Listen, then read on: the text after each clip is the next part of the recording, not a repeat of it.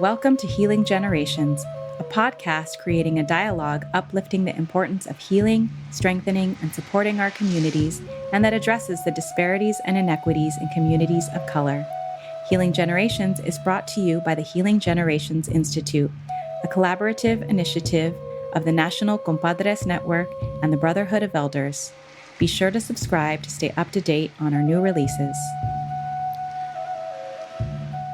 I say blessings to everyone. This is Jerry Teo, and I'd like to welcome you to another dialogue, another journey, another reflection in terms of healing generations. And we come to you again today, with our focus of trying to bring the medicine, trying to bring the teachings, trying to bring the legacy of generations of medicine that many of our ancestors carried and continue to carry and continue to try and download to us, and so we are trying to uplift those teachings, those blessings, that medicine that got them through, that they prayed on would get us through as well.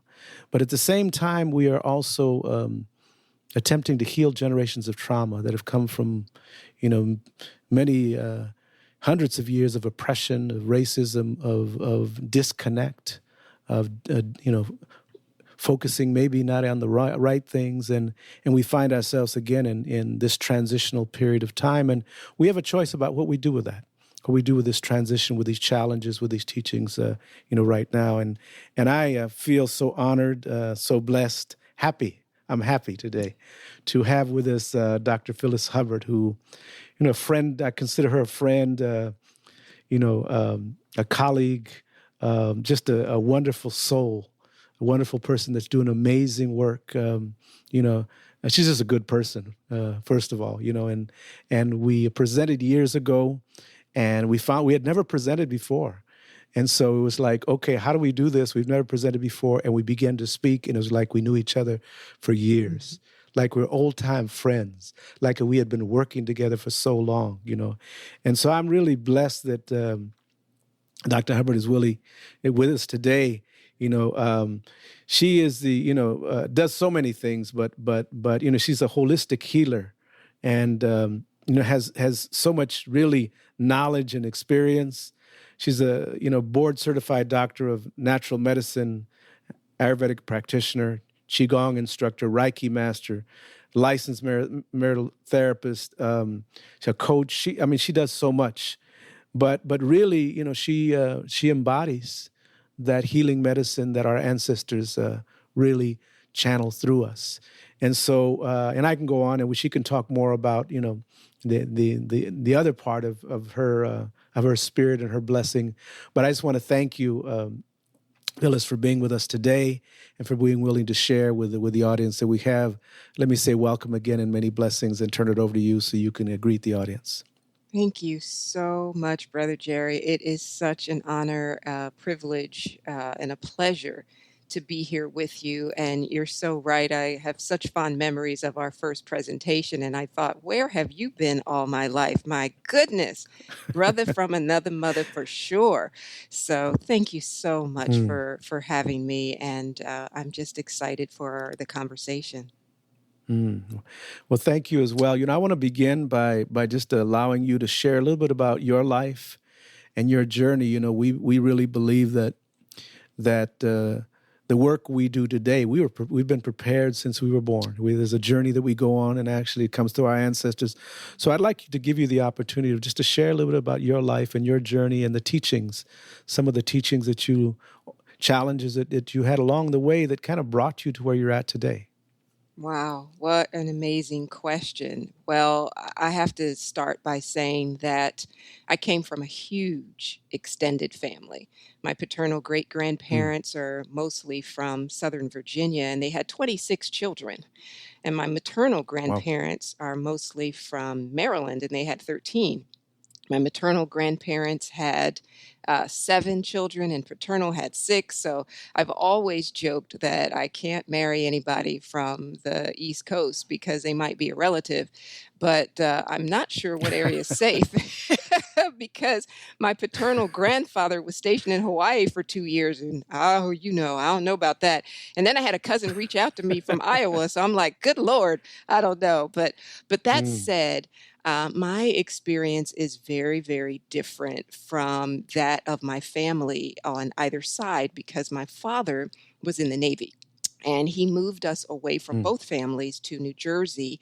And a few years later, my parents divorced. But my mother decided to stay in New Jersey, which kept us isolated from the daily experience of our extended family, that my other cousins had. And so instead, we cultivated a rich cultural experience. And so we lived in a neighborhood where mm, there were two large East Indian families.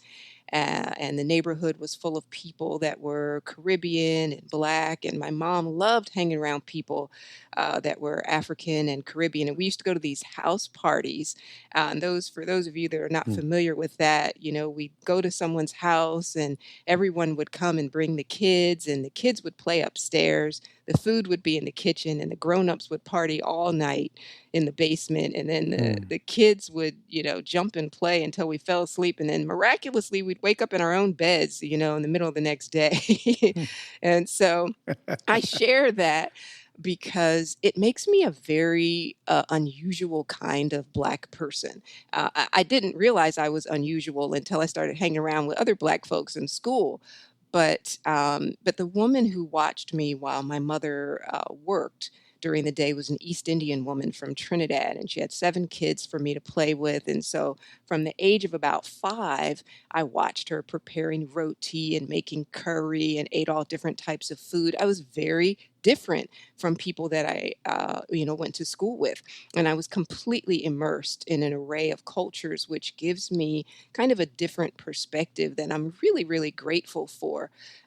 But shortly after my parents divorced, my world seemed to fall apart, which is really the catalyst for while we're speaking, with each other today, and how I came to be a doctor of natural medicine. And so basically, shortly after my parents divorced, I accidentally walked in on a crime scene. It was a brutal Mm, rape of a little Black girl by a white boy who I was terrified of. He didn't live in the neighborhood, but he used to kind of circle the neighborhood like a shark, looking for prey. So I knew something was mm, off about this guy, but that incident was so shocking for me, and I didn't have anyone to help me process it. So I had something that was similar to, I guess it would be like an asthma attack. In that winter, I mm, developed bronchitis, which turned into what is now being called COPD, or chronic obstructive pulmonary disease. And that haunted me for 27 years. And I don't wow. know what it was that woke me up, but in that last year, I came to understand something very disturbing. And now that we're in the midst of a pandemic, I really hope your listeners can hear me when I share this, because what I noticed is that every year the bronchitis would become more intense than the year before. And then the doctor's response to that was to increase the medication, but then the disease would come back worse. And so in that last year, this little voice inside me said, what is the purpose of the medicine if the disease keeps coming back worse? Find another way, or you'll be Mm, dead by 40. And to be mm, really honest with you, Jerry, I already felt like I was slowly dying. Um, and I knew that if I continued in the path, it was just not going to be good for me. It's almost like I could feel, how like a camera fades to black. That's how I felt like I was mhm, fading mhm, away. But I was so young. And I realized that, uh, looking back on my life, there had always been hints about what I could do. The Jamaican grandmother who would talk about the healing benefits of ginger, or old remedies, but those remedies were ridiculed or treated as if it were voodoo or witchcraft. And so I spent some mhm, time in the bookstore And to make a very long story short, I was led to a system of healing called Ayurveda, which is an ancient healing system from India. And when I began to practice Ayurveda, and by the way, that is a East Indian word that means the science of living. And the premise of the Mm, science is that if you want to heal your body, you have to change how you live your life. And that was very powerful and mm, unusual for me to hear. But when I began to practice Ayurveda, the cough stopped. And that was about 3 months after practicing Ayurveda. And since that time, I've been free of COPD. And it was such an abrupt healing after, 27 years of doctors, disease, and wow. drugs. And it had such a profound effect on me. I could no longer work in the corporate world. Everyone thought I had gone mad, because I had just won a huge award at work, and I was on the corporate track to success. And they were like, so you're leaving your job to become a holistic what? Like no one, I had actually had to stop talking to people about what I was doing because Mm, nobody understood me back then. Holistic health was really, not anything that people even mhm, talked about. But since that time, I've fallen deeply in love with the human body. And I became a naturopathic doctor or a doctor of natural medicine, depending on what state I'm in. And I also became a mhm, Kemetic yoga instructor, which is the oldest form of yoga of the land that is now called Egypt. A Qigong instructor, which is the practice that gave birth to acupuncture and the martial arts. And you mentioned Reiki, which comes from Japan and Pacific. And I lived in New Mexico for 14 years. I studied with curanderos there. I mean, there is no healing form that I'm not interested in.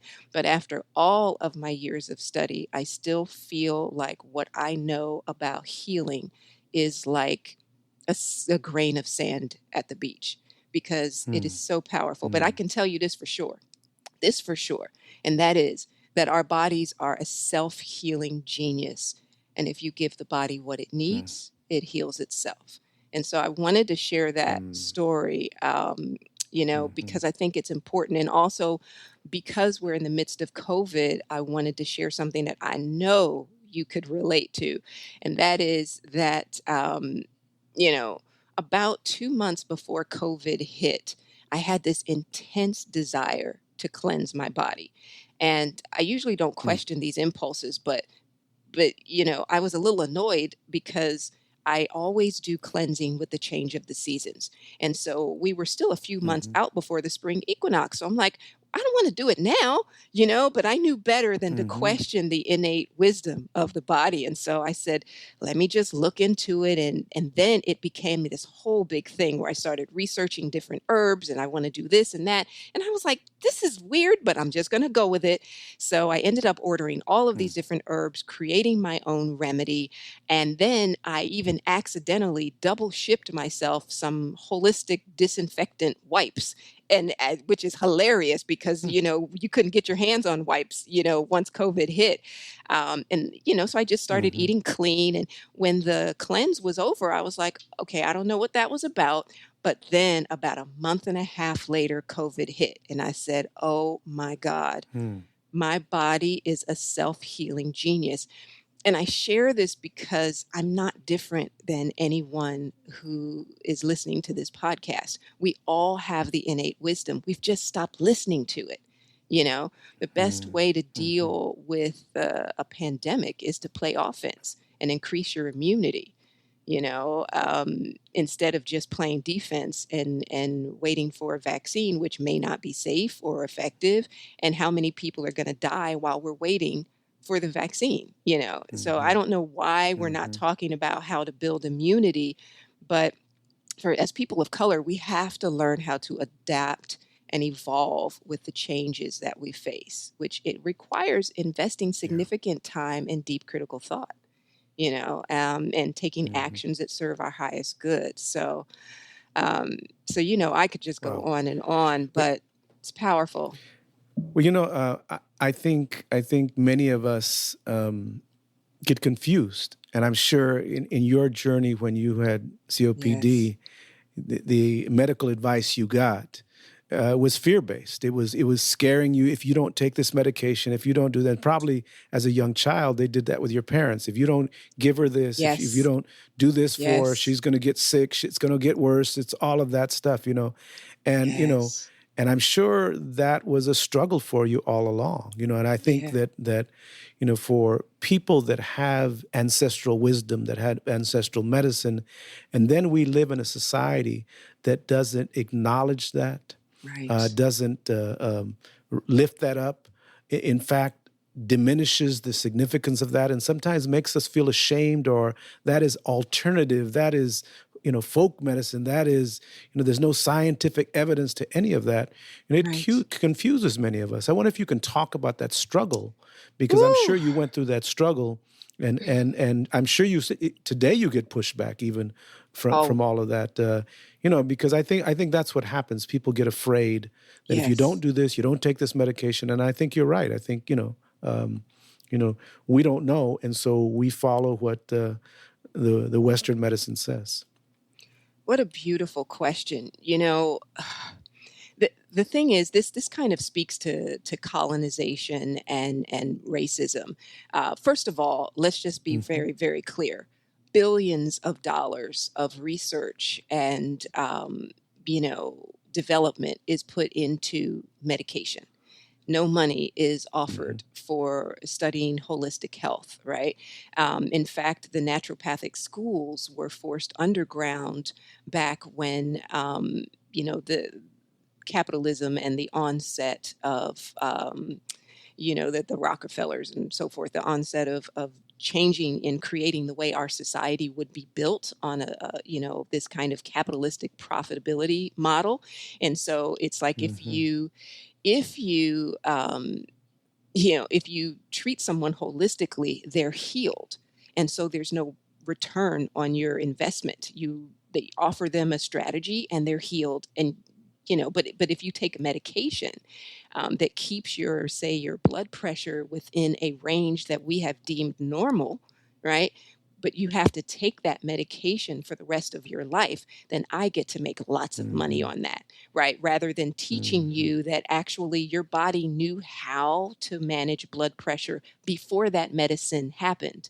But then something in your life happened that needed to be healed, right? And you forgot about that because this doctor went to Harvard and studied with these folks and they have a narrative and you're listening to, the power of narrative is real. You're listening to things on the news and on TV. There's an all assault attack on our psyche, right? And so, of course, that confusion will be there.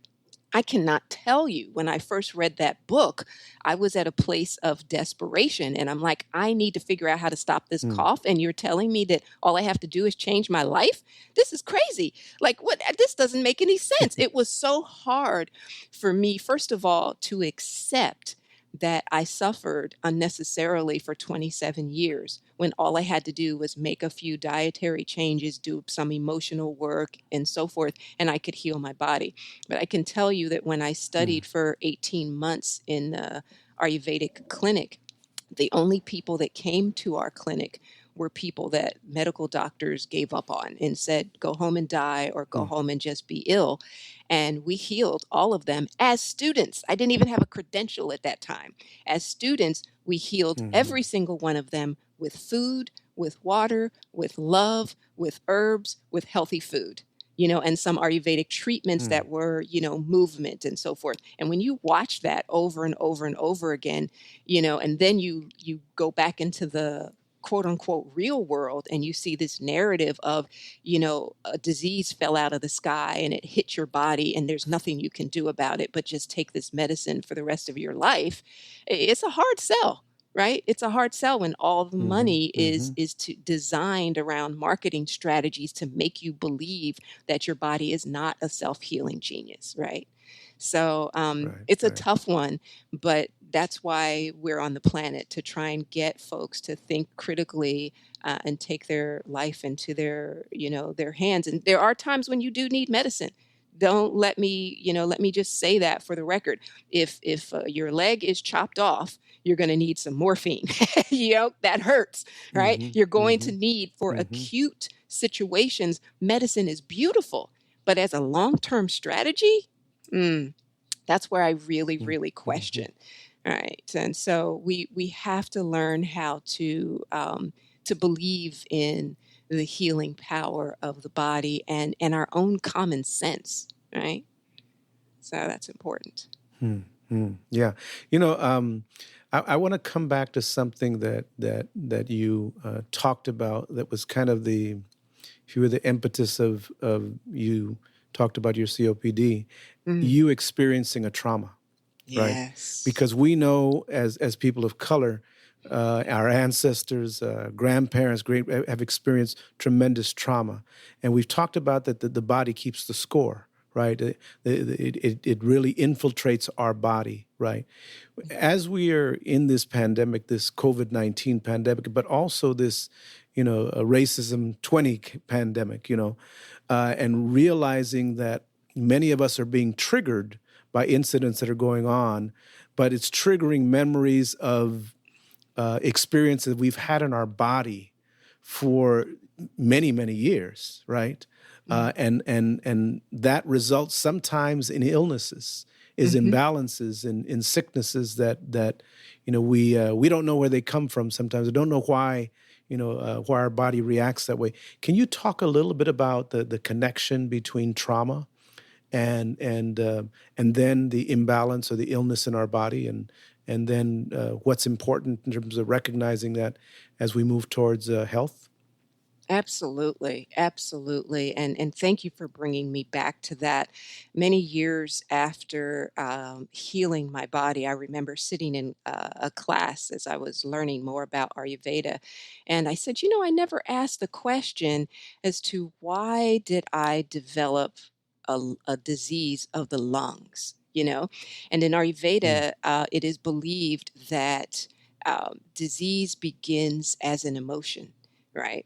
The emotion comes mm, through us and it sits in a particular place, which is the reason why everybody doesn't get cancer, everybody doesn't get allergies. We all develop different types of disease because we are vulnerable in different areas in our body. And so I learned you know, that the lungs are the seat of guilt and of grief. And I felt both a mm, tremendous amount of grief when I was a child, grief of the loss of my childhood, guilt of not being able to reach out. My life was literally in danger at the time. I didn't mention the whole part of the story, but there were other people there, and I literally had to kind of run for my life to get out of the situation. But the guilt that I felt mm, of not being able to rescue this young girl was something that was held over mm, me for a very long time. It was so difficult because I was one of those children that believed I was responsible. No one told me that you were a yeah. kid. What can you do? Right. So there is a direct correlation in every holistic health modality that I've studied between the trauma you experience and how it manifests in your life to the point where you can track most diseases to a very specific organ. And that people that have generational anger in the family that's suppressed tend to have strong ties to alcoholism, right? Because alcohol, Mm, anger is stored in the liver, right? And so it's just mm, kind of how it happens. You can track it in as a family history and culture. But speaking to COVID-19 and people being triggered, the challenge is that we have been taught to suppress emotions, and but spirit and the energy that created us is greater than any suppression, right? We have mm, literally all been mhm, told to sit down and stop and take stock of our lives, right? And it forces us to deal with ourselves and accept the fact that maybe we're in a relationship that is not a good relationship. It was never good, but we were working all the time, right? Maybe we have mm, not developed a good relationship with our children, but now we have to face that because we're with them all the time, right? And so this is a mhm, beautiful opportunity for us to heal, but we don't have the tools because we're taught if something happens, just take a pill or just do this or just do that. Take some simple strategy, and we don't know how to have difficult conversations. We don't know how to process, or what I say, allow the stress to move through you without getting stuck in you, right? And so the Mm, correlation is not only direct, but it has to be addressed, and we're literally being forced to address it. But unfortunately, there's no narrative around what the toolkit is. So, for example, I will say to people, mhm, when everyone in their house has scissors, a screwdriver, a hammer, some tape, because you, not that you use these things all the time, but you know at sometimes you're going to have to cut something or you're going to have to hammer something, right? So you have those tools because you know you'll need them. But what is the tool that you have when your emotions have been thrown completely off, right? What is the tool for mhm, grief? What is the tool for a sudden onset of trauma? You have to have tools in your toolkit for that as well. And if you don't, now is the time to begin that process through breathing, right? Through movement, through, maybe seeking counseling. I mean, there's so many different ways that we can do that. But as people of color, we've been told to stuff it because we had to, right? But we're not mhm, in that mhm, place now. We have to evolve and, be willing to accept that the drinking issue that we have, the smoking issue that we have, the gambling issue that we have, whatever the case may be, is directly connected to trauma that we are trying to run away from. We're using numbing and mm. distracting activities to keep us from healing something that is keeping us from living our best selves. Yeah. And I see the direct correlation between what you're saying to us as a universe as well. That, Yes. now we're having to face some things, right? That we're having to, as Yes. the issue of homelessness. We said, well, we don't have enough money to provide services and places for homeless. Well, now we have enough money, right? It's, all of a sudden, there's money there, for some homeless population, and we don't, Mhm. we didn't have enough unemployment. Well, now there's money there. I mean, it seems like those things that we said we can't do, we can't help. Now, all of a sudden, we realize we do have the resources to take care of everyone if we wanted to. And I think, the Right. things that you're bringing up in terms of our relationships. We were so addicted to being busy, working or going to school or having a good time, that we didn't pay attention to those, if you will, the parts in the body of our relationships that needed some mending, needed some healing, needed some Yes. attention, needed some dialogue. And now we're Yes. being forced to be together. Even systems like the school system are struggling because Yes. I mean, they didn't really do good before in terms of relationships. They might have been good in terms of giving out, information and facts and testing and all of that. But in terms of relationships, and especially between relationships with children of color, have not done well. So Right. now it's like, how do we connect? So I think there's some teachings that are coming to us, um, Oh, that symbolically saying we need to pay attention to a lot of these, if you will, illnesses within our society, but also within our relationships and within our systems. absolutely. And you bring up an incredible point about the educational system because I've spent many, many years working with teachers, with educators. And what's funny to me is that I hear a lot of white teachers asking me this question, like, what is it that we're going to do now? And I say, well, be human. How do you behave with yourself? Then behave that way with everyone else. I mean, this is not rocket science, but we have to go through Hmm. this process. And to me, I'm super excited about the educational process because I don't want to learn about widgets. And honestly, I'm tired of hearing about Walt Whitman every single year, right? I want to hear about myself, Hmm. right? Hmm. I want to learn, I can learn Mm. how to construct a sentence by um, taking a piece of rosemary and smelling it and writing down what I feel and what I think about rosemary, Mm. right? What it's like for me Wow. to be at home right now with my grandmother and my sister, and now I have to share my room where I didn't have to share my room before. I can share and express the things that are really going on in my life as a student and talk about things that are really important to me while learning sentence construction, while learning mathematics, Mm, right? We can do this. This is the way I think it should have been done in the first place. To me, COVID has right. opened up a world of us doing the things that I've been talking about forever. I'm so excited that people are finally washing their hands. They were grossing me out. You need to clean the airplanes before another group of people come on. You should have been doing that. And don't sneeze all over the place, Mm, sneeze into your, I mean, I'm like, mm. thank God people are finally doing that. People were grossing me out. So, Yeah, yeah, so we have a yeah. unique opportunity to reclaim education in a way that is holistic and can bring in elements from all different cultures, which is not just good for people of color, but good for everyone, right? What I learned about, Yeah. growing up with all these different cultures is I cannot imagine my world without Africans and Caribbeans and curanderos. Like, how would I live my life without all these different people? Mm, They have added mm, so much flavor to the way I think. And, it's interesting when you think about narrative. There's one thing that I wanted to mention that I forgot to mention, which is the dichotomy of the narrative that I got as a child, where, Black people from America, my people would say, don't go there because that's going to upset white people, and don't do this because white people don't like when you do that, and don't do that. But at the mm. same time, I was in the neighborhood with Jamaicans that were like, I don't give a expletive what white people think. If you walk into a room and you see a bunch of white people in there, walk in the middle of the room and make sure you ruin everybody's day, and make sure you look them right in the eye.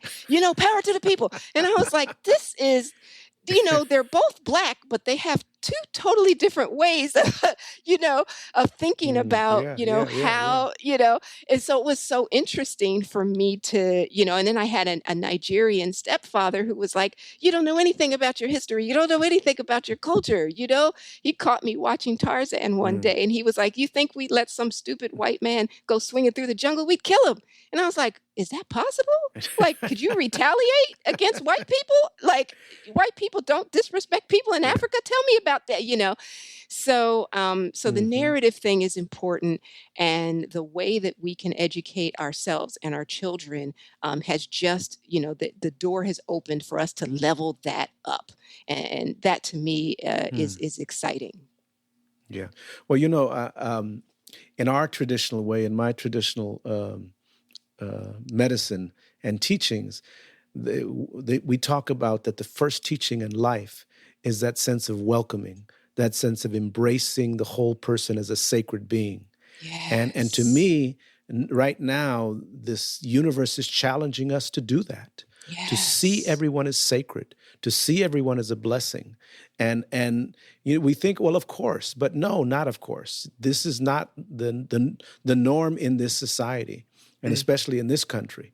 right. Many of us have experienced not feeling like that, and Mm, continue to not feel like that. And in our systems, it's embedded with this hierarchy of value that doesn't even include us many, many times. right. But the other thing that you alluded to that kind of struck me is the different the variation of cultures, and, if you will, narratives and stories and medicine that you were exposed to as a child, even before you decided you're going to go ahead and study this. Right. You were already getting prepped by grandmas, and you say a grandfather, and other people that were from different cultures that really Yes. helped you get through. you know Yes. and I wonder if you can talk about that variation of different medicines, because what I have been taught is that unless all of our medicines are acknowledged and utilized, then we will not have a world that is healed. So can you talk about Mm, the complexity of our different medicines coming together and honoring that, in order that we can yes. heal ourselves and heal this universe? Yes. Oh my goodness. Yes. I am so grateful for this experience of being immersed in all of these different cultures. And but I do have to say this, because I grew up with all of these cultures, I was open to it. And I think before we Mm, even get into this conversation, we have to realize that we've all been colonized differently. And it took me almost my entire life to recognize that. So, for example, mm, when I come into contact with people who speak a different language and they talk to me in a certain way, I may take it a certain way that was not meant just because I mhm, don't understand the language. You see what I mean? And so mhm, the openness is a big, big deal. I'm lucky that I had these people in my life and that I had all these medicines and I was able to recognize it as a benefit to my life. But it still took some time mhm, because I have to mhm. be honest, the first few times that Jamaicans were, so defiant, I was like, y'all gonna get us killed. I mean, because I was so colonized to think that like I can't Yeah. retaliate, that it was difficult for me to do so. Mhm, And so, but the medicine came in so many different ways. And so I do want to share this brief story because I had a friend who was Puerto Rican when I was in middle school, and I would, go to, hang out at her house every once in a while. And this is so profound to me. One day, the mother was talking to me, and she somehow, I don't know what, she asked me a question, and she discovered that when I left her home, I was going to go home by myself. I was a latchkey child. My mom worked until pretty late, mhm. 6 or 7 o'clock. And the moment that she found out that I was going to be alone, that was the end of like, I could not argue. I don't know how many Puerto Rican, you cannot argue with a Puerto Rican mom. Forget that. She was like, from this You're moment right. on, I was like, there was no argument. And I was a little annoyed, but she said, here's the deal. From now on, my daughter and my son are coming to your house in the morning. So you are to wait for them to come, and they're going to walk with you to school. Wow. And then you're going to walk with them to my house, and you're going to stay at my house until your mother's home from work. And then my daughter and my son are going Mm. to walk you home. And then they're going to come back. And this happened every day. And I was Wow. annoyed. I was like, I want my privacy. I kind of want to, do I have to do this every day? And I was protesting. But the look on her face when she realized that I was home alone was just, it was a medicine that I could not recognize at the time, that she was picking Wow. up the slack Wow. for my mother.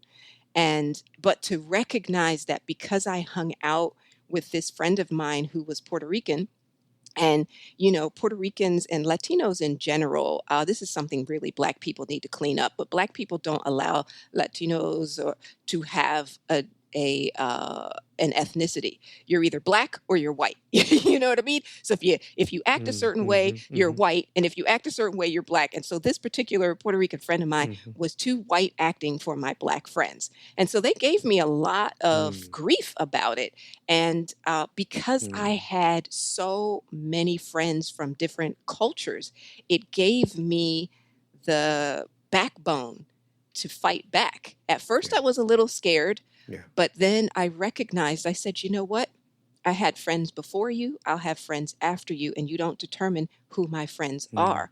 And that caused mm, the Black folks to recognize that I am a person to be respected, and, and it challenged the way they thought about it, but which was just a colonized issue with them, right? And so mhm, this is a mhm, conversation I'm sure that could go on and on. But for us to understand and recognize each other's medicine, we have to move out of the space of competition and into the space of collaboration, right? Your medicine is mm, beautiful medicine, and I love it. And I learn what I can from that medicine. I offer to it if I can, and then I offer you my medicine, right? Which may fill in a mhm, gap. When I started studying Ayurveda, the reason why I became a naturopathic doctor is because there were some gaps in the way that medicine was practiced. And I said, you know what? I'm going to have to study something else to fill in that gap. And then when I got there, I was like, well, shoot, I need to learn something more about yoga, which led me then to Qigong. And I was like, well, good Lord, does it ever end? No, it doesn't. Each of those different medicines has colored my life and helped me heal in different ways. And so as a people, we first Mm-hmm. have to recognize that we've all been colonized differently. Right? Even within Africa, different Africans are told different narratives about themselves so that they fight within each other, within themselves.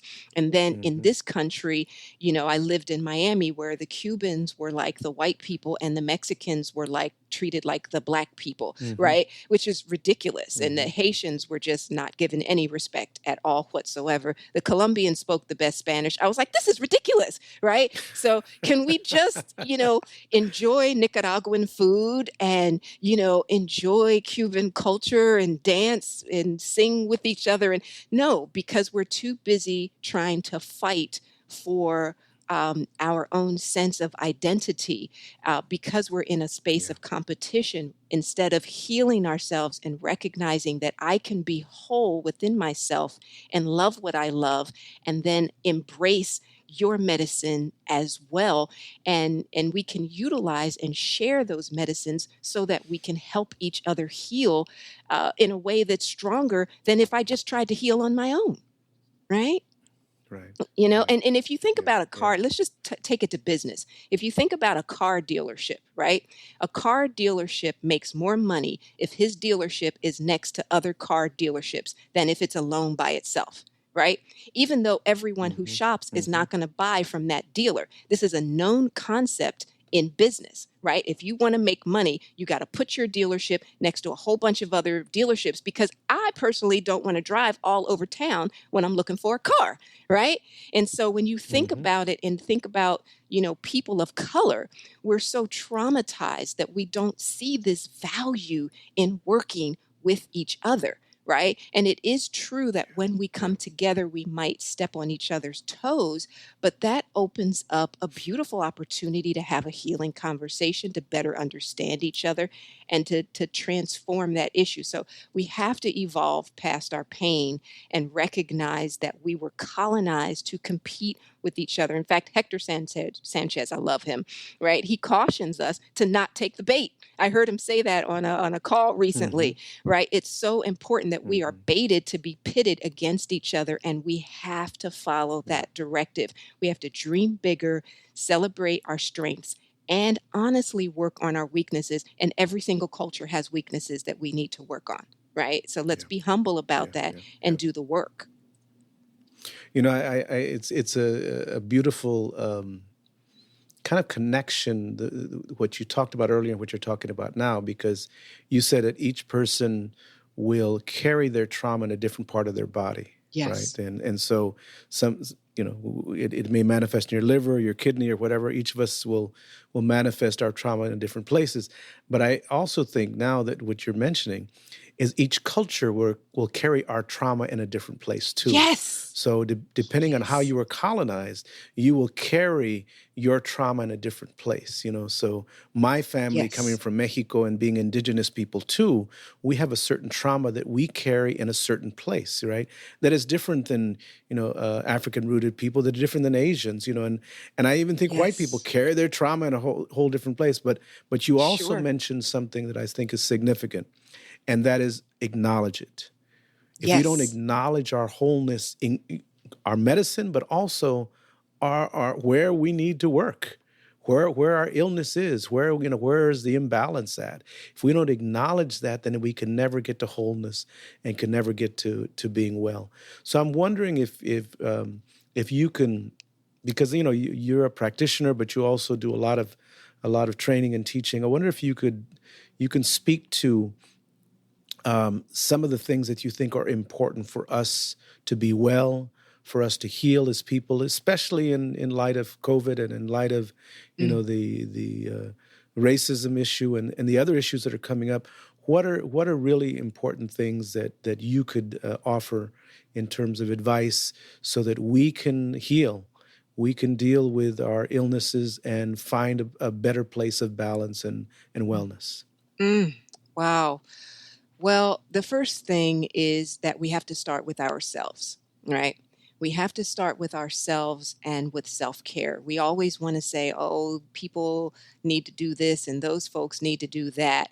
But then at home, our lives are falling apart, right? So we have to first get Hmm. really Hmm. honest with the challenges and traumas that we face. And the beauty of that is that if you really trust the body, your body is only going to release what it can and what you can handle at the time. So just take the one thing in your life that is irritating you to the bone, right? It may be a relative that you need to Mm. have a conversation with, or, I mean, we've all had those experiences.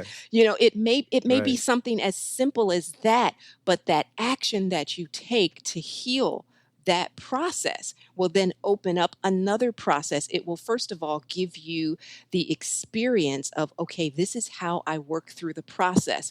Maybe I didn't do it as well, but at least I worked through it. And now I have experience so I can Hmm. take on the next thing. And you just continue that process. And so, with that said, there are some other things that I think are important. One, never compare yourself to others.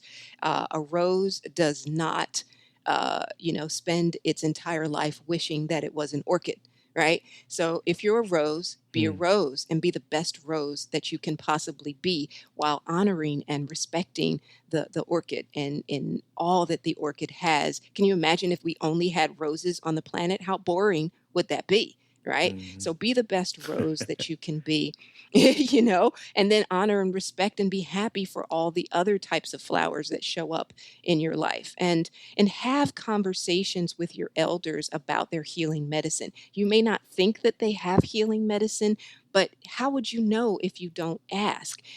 Interview your elders and don't ask them about painful stuff because elders sometimes have a hard time talking about that. But ask them questions like, what did they do for fun? Or what was their favorite or funniest memory of a sibling? Or, what do they remember about you as a child? Or what was their favorite food? And when you do that, what will happen is they'll start to open up and then they'll start to tell you other things. Mm. And then the medicine will be woven within those stories, within the habits and the Hmm. rituals. And just keep asking, but keep it light and keep it fun and let them take it to the place that it needs to go when the time is right. And I would say also Hmm. invest some time in doing something that you truly love and allow that to be your meditation. Do not put it on the back burner, even if you have another job, right? Never put something you truly love on the back burner. In America, we rush to name a child, but in many African traditions, a child is not named until their personality is revealed, and then they get the name. So Hmm. we tend to focus on what we have to do right now or what's socially acceptable or profitable, and then we build our desires around that, but that crushes our inner fire and who we are, right? And then I would say Mm. recognize that healing is the foundation of all that we do. We cannot create success unless we have a healthy mind and balanced emotions. All that you see happening in society is happening because our mind is not healthy and our emotions are not balanced, right? We can't Mm. enjoy any success that we have without a healthy body. And so, health is not something that you do when you have time. It's how you live, how you Hmm. work, how you play. This was embedded in our indigenous cultures, and it's been ridiculed and socialized away from us. But we have to recapture that and remember that we connect to the truest part of ourselves and do not compare ourselves to other cultures, right?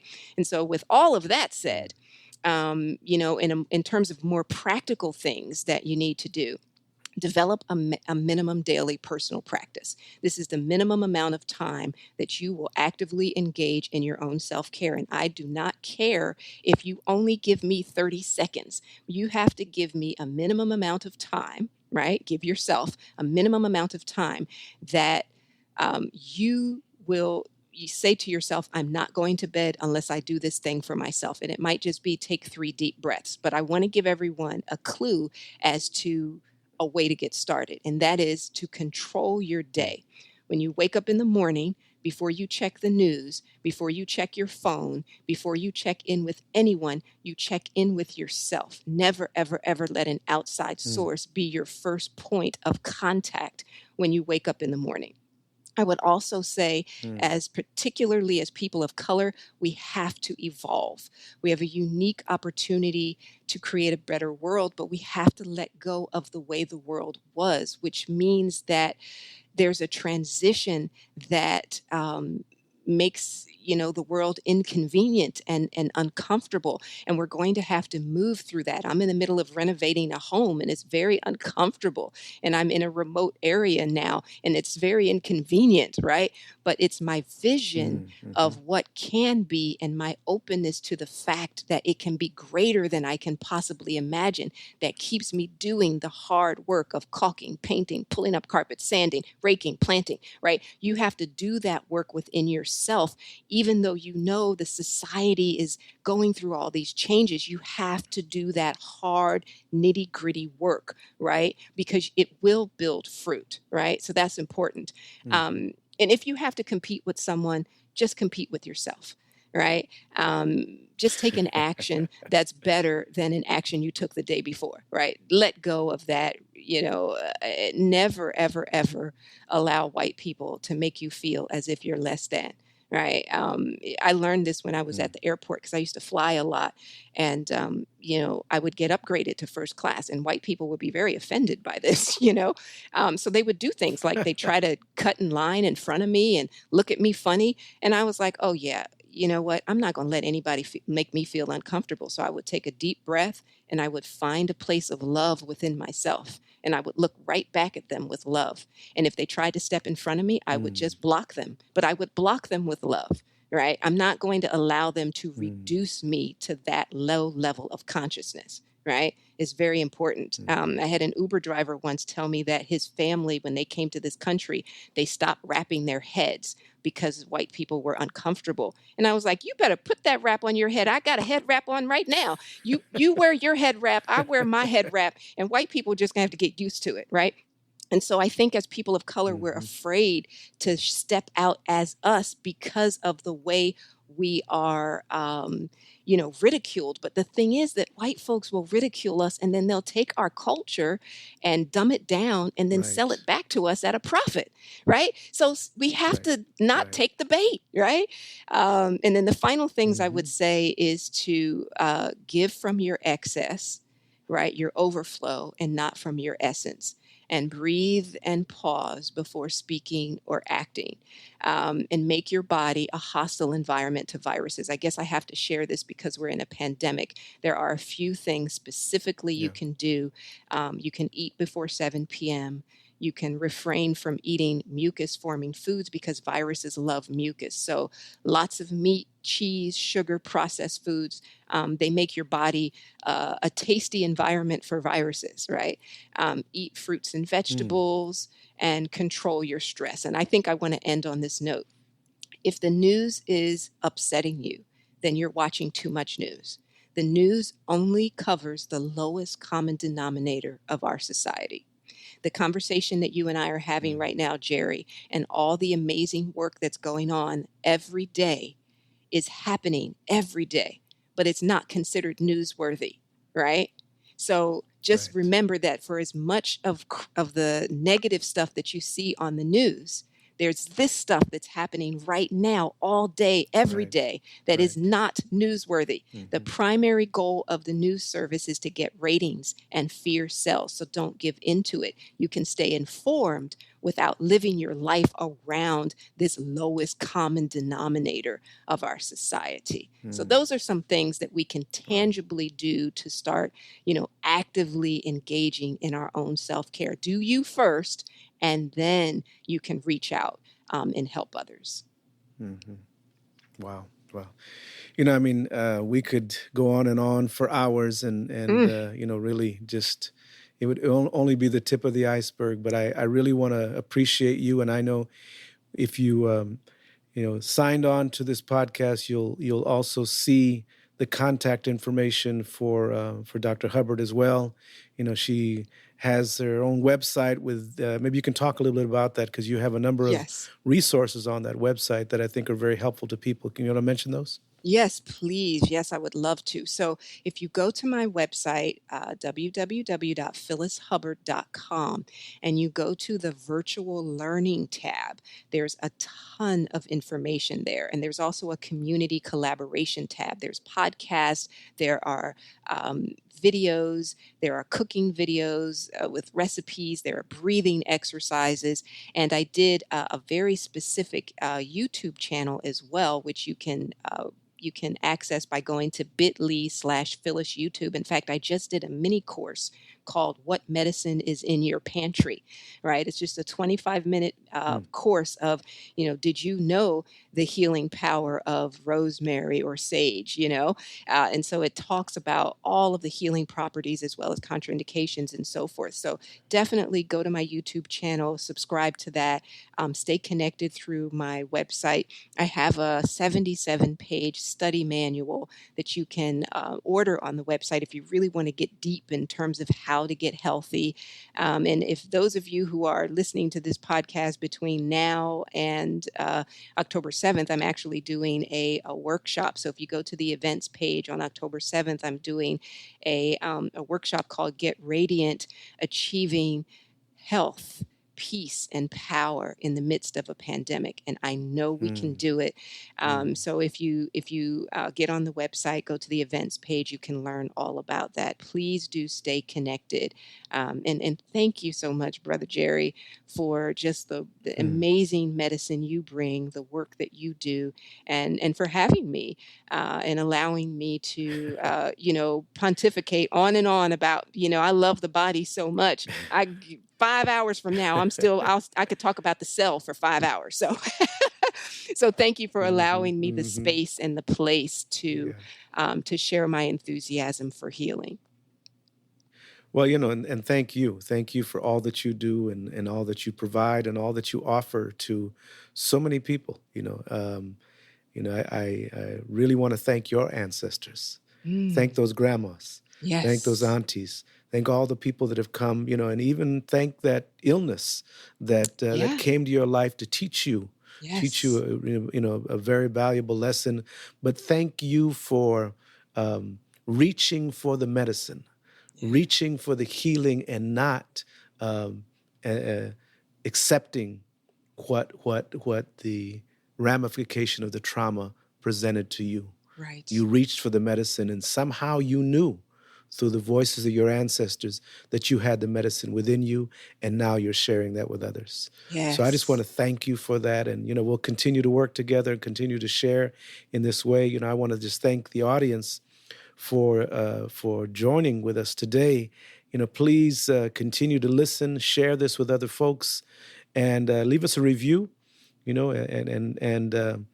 Continue with us on this journey, because we are really around healing, all people and healing generations, while we lift up the medicine that we know we have within us, but that we know our ancestors continue to send through us, through various people like Dr. Hubbard and others.